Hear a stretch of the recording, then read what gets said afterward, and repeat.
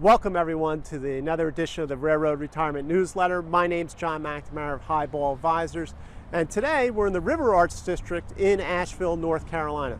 It's western part of North Carolina. If you ever get a chance out here, really beautiful part of the state for sure. So put that on your to-do list. This month got a lot of interesting things going on in the newsletter. Have a very good video for those railroaders who don't have those 30 years and are thinking about retiring at 62. So this is 6 good reasons to be thinking about retiring at 62. Take a look at that video, maybe give you some ideas of things to look for if you're looking to get out early.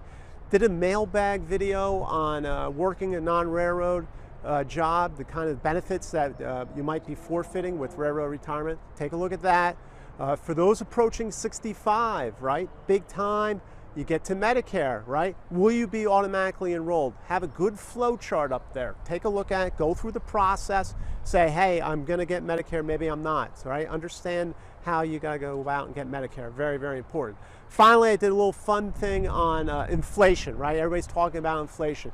So take a look at the chart there on inflation related to the price of movie tickets, right? How they've gone up over the years. I think it starts out at 50 cents and I think it's up to $10 now, movie tickets, but take a look at that.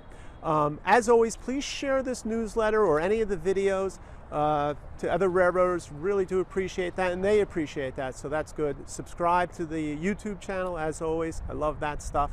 Until next time, everyone, please stay safe, stay on track, and take care. So long, everybody. Bye.